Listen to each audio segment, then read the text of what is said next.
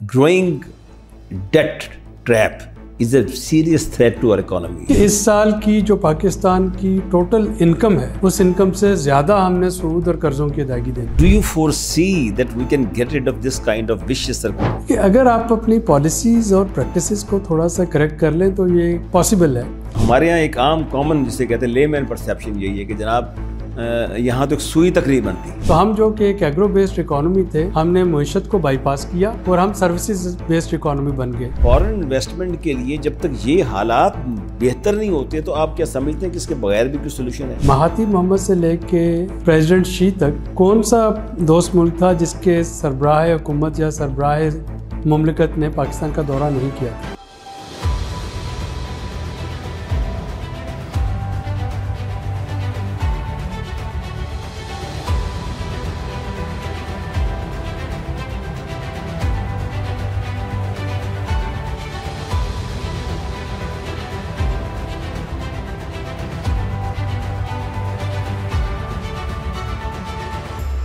बिस्मिल्लाहिर्रहमानिर्रहीम। नाज़रीन, programme world in focus में अब्दुल बासित खान हाज़िर खिदमत है और आज हमारे इस स्टूडियो में तशरीफ़ रखते हैं सस्टेनेबल डेवलपमेंट पॉलिसी इंस्टीट्यूट के एग्जेक्टिव डायरेक्टर जनाब आबिद सुलहरी साहब। आबिद सुलहरी साहब इस ऐसे इंस्टीट्यूट के एग्जेक्टिव डायरेक्टर हैं जो कि मैक्रो और माइक्रो दोनों में ये मुल्क में रिसर्च करते हैं और उसके साथ साथ न सिर्फ मुल्की बल्कि बैनुल-अक़वामी मुआशी मंतर पर भी इनकी पूरी नज़र है। तो इनसे अब गुफ्तगू का आगाज़ करेंगे। Welcome to the show sir. शुक्रिया डॉक्टर साहब। ये जो आपने माशाल्लाह काम किया है 3 प्राइम मिनिस्टर के साथ उनकी इकनॉमिक एडवाइजरी काउंसिल में, पाकिस्तान के इश्यूज़ क्या है आपके ख्याल में? देखिए, मतलब पाकिस्तान की इकॉनमी के मसाइल हर एक को मालूम है और उसका हल भी हर एक को मालूम है। तो ये एक ऐसा मर्ज़ है जो कि ओपन सीक्रेट है और इसका इलाज क्या है ये भी हर एक को पता है। बदकिस्मती ये है कि ये हमेशा इकनॉमिक जो इश्यूज़ हैं उन पे सियासत हो जाती है।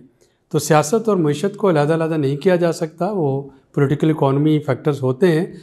लेकिन जब एक परपेचुअली आप हमेशा मईशत को सियासत की नज़र कर दें और वो तमाम फ़ैसले जो कि मईशत के लिए लेने बहुत इंपॉर्टेंट हों वो हर हुकूमत उनको सियासी बुनियादों पे डिले करती जाए तो फिर उसी तरह का हाल होता है जो कि हमारी मईशत का हो चुका था जून जुलाई में, जबकि हम बिल्कुल at the verge of default पहुंचने वाले थे। हमारे मसाइल क्या हैं? हम अपनी आमदनी से ज़्यादा खर्चते हैं। हमारे मसाइल क्या हैं? हमारी इंपोर्ट जो है वो हमारी एक्सपोर्ट से बहुत ज़्यादा है, एक्सपोर्ट थोड़ी है, इंपोर्ट ज़्यादा है, डॉलर्स नहीं है। हमारे मसाइल क्या हैं? हम यहाँ पे मैन्युफैक्चरिंग नहीं करते, ज़्यादा हम कंजम्पशन कर रहे होते हैं और कंज्यूमर बेस्ड इकोनॉमी में जब भी आपका इंपोर्ट बिल बढ़ता है तो आपके डॉलर की शॉर्टेज आ जाती है। तो आप देखिए कि आपके मतवातर जब भी आप 5-6% से ज़्यादा ग्रोथ लेते हैं 2-3 सालों में तो आपका करंट अकाउंट डेफिसिट बढ़ जाता है। माजी में ये होता था कि पाकिस्तान का एक स्टडी फ्लो ऑफ डॉलर जो है वो चल रहा होता था। आप कोलिशन सपोर्ट फंड के डॉलर आते थे जबकि वार एंड टेररिज्म चल रही थी। उससे पहले ज़ियाउल हक के ज़माने में सोवियत यूनियन की वार थी, उस वक्त आपको डॉलर मिलते थे।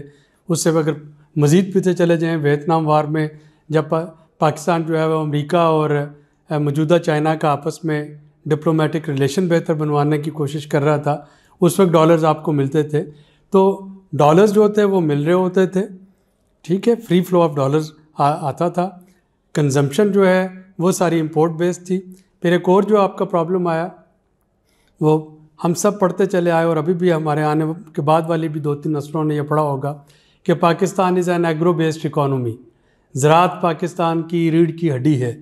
और फिर आपको पता चला कि जी जीडीपी में सर्विसेज का 60% हिस्सा है, ज़राअत का 20% हिस्सा है। जो 20 रुपये कमा रहा है सेक्टर उसमें 40 लोग रोज़गार मिल रहा है, जो 60 रुपये कमा रहा है उसमें 20-25 लोगों को रोज़गार मिल रहा है। तो ये जो मिसमैच आया कि आपने जंप लिया एग्रीकल्चर से सर्विसेज सेक्टर में चले गए, मैन्युफैक्चरिंग को बाईपास कर दिया और ह्यूमन रिसोर्सेज को आप उस तरीके से ग्रेजुएट नहीं कर पाए। तो यही वजह है कि फिर ह्यूमन रिसोर्स सारा एग्रीकल्चर में लगा हुआ है, जहाँ पे क्या प्रोडक्टिविटी नहीं है, जहाँ पे अब इनकम नहीं है। और इसको अगर मैं तीसरा देखूँ तो टैक्स जो है वो आपका मैन्युफैक्चरिंग सेक्टर से आ रहा है। جس میں نہ اس کا GDP میں 60% حصہ ہے، نہ اس کا ملازمتیں دینے میں ہے.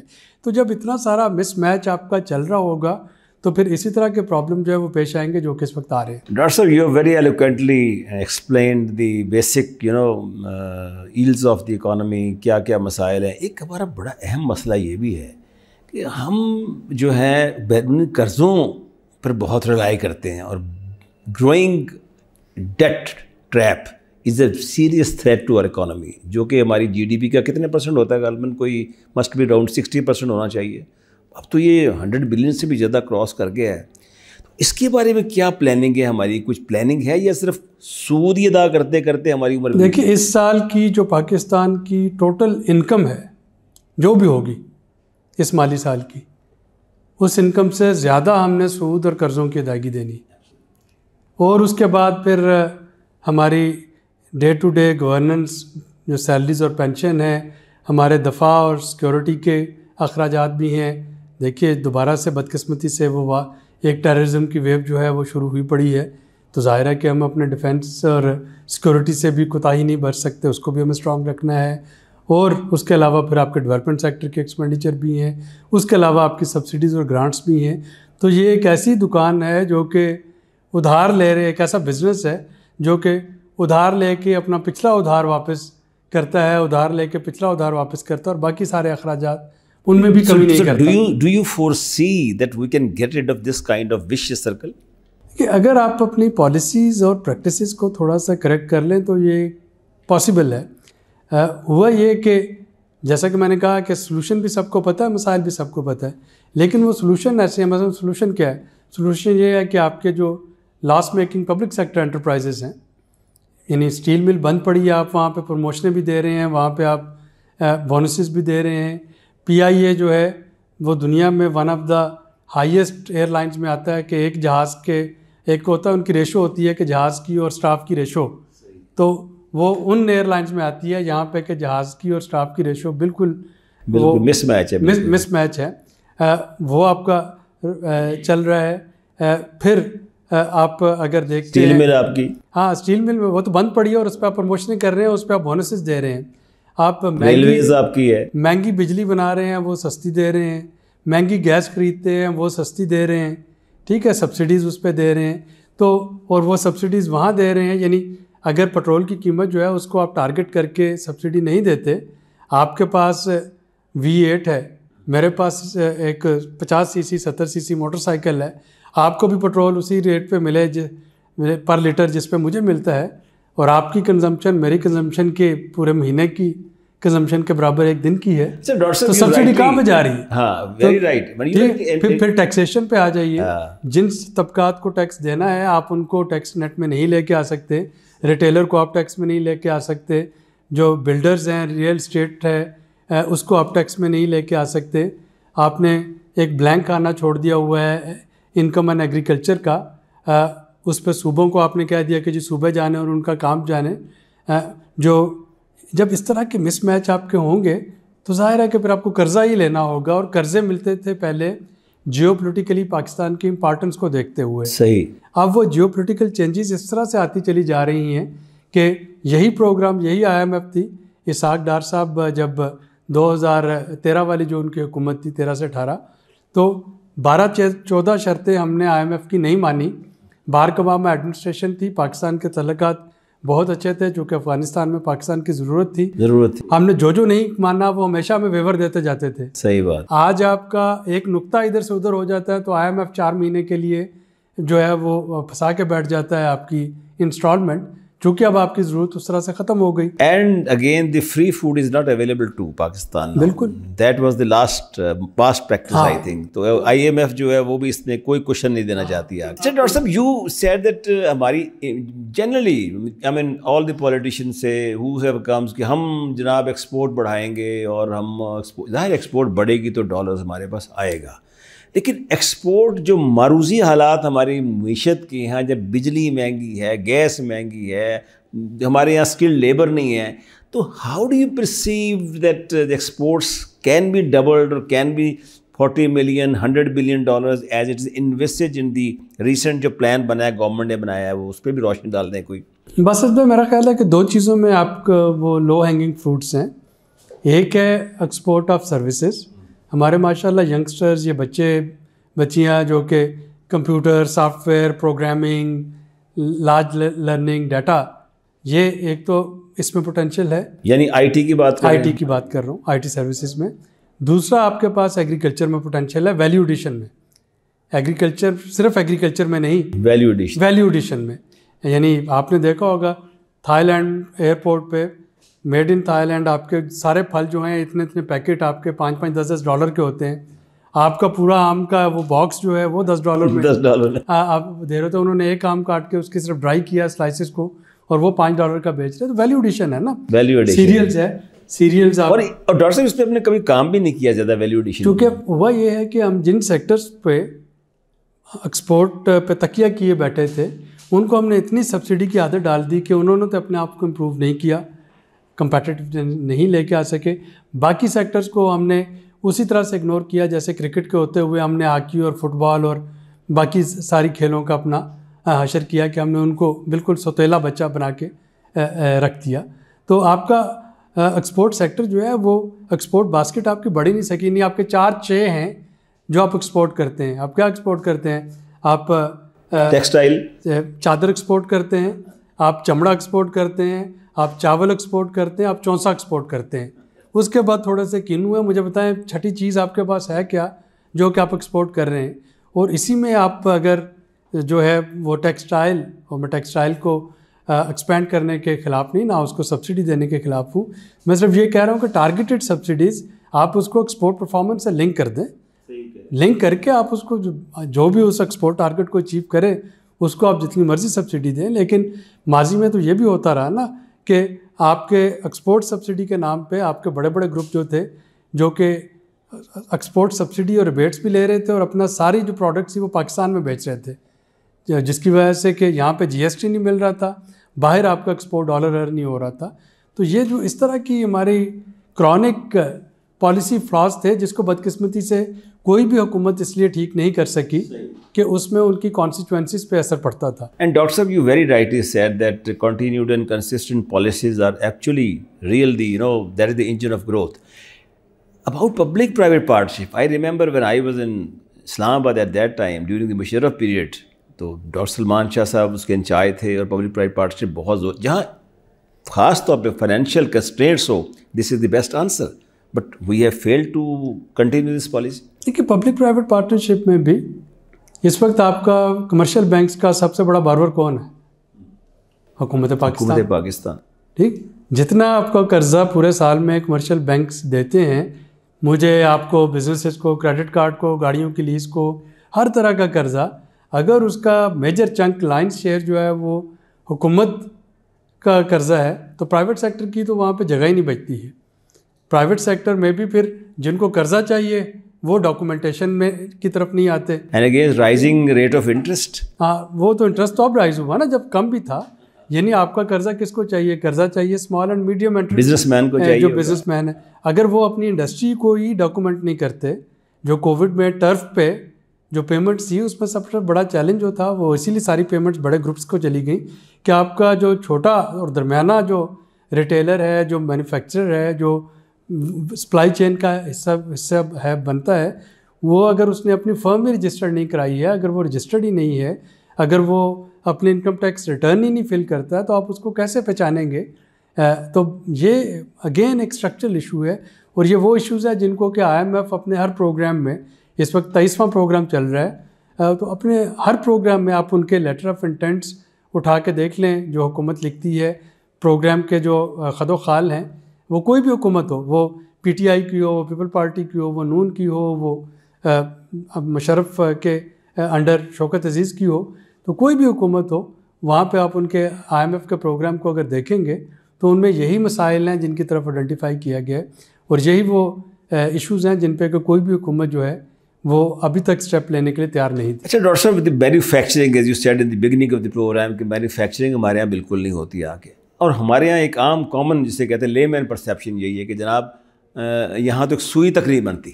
پارٹیشن کے 76 ایئرز گون. پہلے کسی زمانے میں سائیکلیں بن جایا کرتی تھی ہمارے یہاں، اب تو کچھ بھی نہیں بنتی. یہ کس کا قصور ہے؟ دیکھیے ہم نے اور آپ نے اپنی کتابوں میں پڑھا ہے کہ پاکستان ایک زرعی ملک ہے اور زراعت ہماری معیشت کی ریڑھ کی ہڈی کا درجہ رکھتی ہے. تو وہ جو ریڑھ کی ہڈی کا درجہ رکھتی تھی، اور زراعت کا اگر میں بتاتا چلوں کہ زراعت میں آپ کا خواندہ ناخواندہ اسکلڈ انسکلڈ ہر طرح کی ہیومن فورس جو ہے وہاں پہ ہیومن ریسورسز کھپ جاتے ہیں.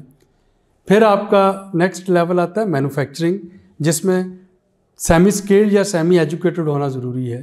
اور پھر آپ کا آتا ہے سروسز سیکٹر، جس میں ہائیلی اسکلڈ یا ہائیلی ایجوکیٹڈ ہونا ضروری ہے. تو ہم جو کہ ایک ایگرو بیسڈ اکانومی تھے، ہم نے معیشت کو بائی پاس کیا اور ہم سروسز بیسڈ اکانومی بن گئے. آج آپ کی 60% GDP سروسز سیکٹر سے آ رہی ہے، ایگریکلچر 20% دے رہا ہے، مینوفیکچرنگ 20% دے رہی ہے.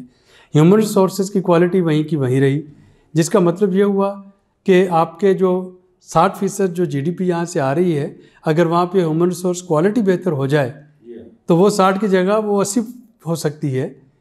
لیکن چونکہ آپ نے گریجویٹ نہیں کی، اور اس کا نتیجہ یہ نکلا کہ زراعت جو کہ 20% جو GDP میں کنٹریبیوٹ کرتا ہے وہ 40% لوگوں کو ملازمت دیتا ہے. سروسز جو کہ 60 روپے کنٹریبیوٹ کر رہی ہے ہر 100 میں سے، وہ تقریباً 25-30 لوگوں کو ملازمت دے رہی ہے. تو مینوفیکچرنگ کو آپ نے ویسے بائی پاس کر دیا. تو یہ جو مس میچ بنا پاکستان کی معیشت میں، اس نے ہماری پروڈکٹیوٹی بہت کم کر دی. تو آج حالت یہ ہے کہ آپ کا، یعنی میں کسی ملک کے ساتھ کمپیئر نہیں کروں گا، اپنے پاکستان میں جو پروگریسو ایگریکلچر فارمر ہے، اس کی ییلڈ ایوریج جو نیشنل ییلڈ ہے اس سے ڈبل ہوتی ہے، چونکہ وہ پروگریسو ایگریکلچر اس کے پاس اسکل ہے. صحیح ہے. ٹھیک ہے. اسی طریقے سے سروسز سیکٹر کو اگر آپ دیکھتے ہیں تو اچھا مکینک، اچھا پلمبر، اچھا کارپینٹر، اچھا کام کرنے والا گھر میں ڈرائیور، خانسامہ، یعنی میں ہائی جو ٹاپ ناچ سروس پرووائڈر ہے میں ان کی بات نہیں کر رہا ہوں، میں آپ کے جو ڈے ٹو ڈے یوزر جس کی ہر ایک کو ضرورت پڑتی ہے وہ آپ کو نہیں ملتے. یعنی سروس پرووائڈر آپ کے جو ہیں، نہ تو وہاں پہ آپ کوالٹی دے سکے، نہ ادھر دے سکے، نہ مینوفیکچرنگ پہ توجہ دی. اور یہی وجہ ہے کہ ہماری پروڈکٹیوٹی جو ہے وہ کمپرومائزڈ ہے. اور جب پروڈکٹیوٹی کمپرومائز ہوگی تو پھر آپ کو مینوفیکچرنگ امپورٹ کرنا پڑے گی جو بھی آپ کی کنزیومر گڈس چاہیے آپ کو. اچھا ڈاکٹر صاحب، فارن انویسٹمنٹ جو ہے، یہ آپ دیکھیں گے ہمارے نیبرنگ کنٹریز انڈیا میں فارن انویسٹمنٹ جو ہے، اب وہاں دنیا کا ہر برانڈ انڈیا میں آ گیا ہے وہاں پر. اور وہ یہ نہیں ہے کہ یہاں جس طرح پاکستان میں گاڑیاں اسمبل کرتے ہیں آگے، وہاں ہر چیز مینوفیکچر ہوتی ہے. نتیجہ کیا ہے؟ ان کو لوگوں کو امپلائمنٹ ملتی ہے، اور اس کے ساتھ ساتھ ان کی اکانومی بڑھ رہی ہے، ان کو ڈالرز ملتے ہیں آگے. تو ہمارے ڈاکٹر صاحب یہ دیکھیں کہ یہ جو مسائل ہمارے ہیں کہ یہاں پر انویسٹمنٹ آنے کے لیے وہاں کا باہر کا آدمی دیکھتا ہے کہ ایز آف ڈوئنگ بزنس میں ہمارے کیا مسائل ہیں پاکستان کی، کہاں پاکستان کی ریٹنگ آتی ہے. دوسرا یہ بھی وہ دیکھتے ہیں کہ یہاں جو زمینی حقائق ہیں کہ ہمارے یہاں وار اینڈ ٹیرر چل رہی ہے، وہ دیکھیں پراکسی وار اب بھی چل رہی ہے ہمارے یہاں. تیسرا وہ دیکھتے ہیں کہ ہمارے یہاں ایک جو ریلیجیس آرتھوڈیکسی کہہ لیں، آپ کچھ کہہ لیں، یا جسے کہتے ہیں ایکسٹریمزم کہہ لیں، وہ بھی ایک فیکٹر ہے. تو مطلب فارن انویسٹمنٹ کے لیے جب تک یہ حالات بہتر نہیں ہوتے تو آپ کیا سمجھتے ہیں کہ اس کے بغیر بھی کوئی سولوشن ہے؟ دیکھیے ویسے تو اس میں جو فارن ڈائریکٹ انویسٹمنٹ ذرا دور نہ جائیے، 18-19 کو دیکھیے، مہاتیر محمد سے لے کے پریزیڈنٹ شی تک کون سا دوست ملک تھا جس کے سربراہ حکومت یا سربراہ مملکت نے پاکستان کا دورہ نہیں کیا تھا، اور بلینز آف ڈالرز کے MOU سائن ہوئے اور ان میں سے کوئی بھی مٹیریلائز نہیں ہو پایا. تو وجہ کیا تھی؟ وجہ یہ تھی کہ MOUs تو سائن ہوتے، اور یہ ہمیشہ سے، یہ 2018 کی مثال اس لیے دی کہ ناظرین کے ذہن میں یہ تازہ ہوگا واقعہ کہ ہر حکومت آئے، وہ آپ کے تمام دوست ممالک آئے، انہوں نے وعدے کیے ریفائنری لگ جائے گی، کاریں بنانے کی انڈسٹری لگ جائے گی، گوادر میں جو جی.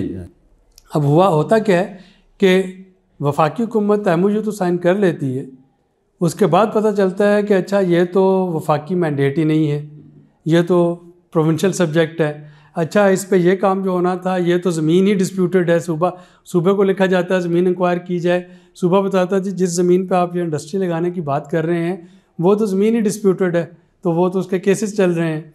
ٹرکش کو آپ نے کہا کہ آئیے آ کے ہمارے یہاں کاریں بنائیں، وہ اپنا کار مینوفیکچرنگ کی ساری تیاری کر کے آگے.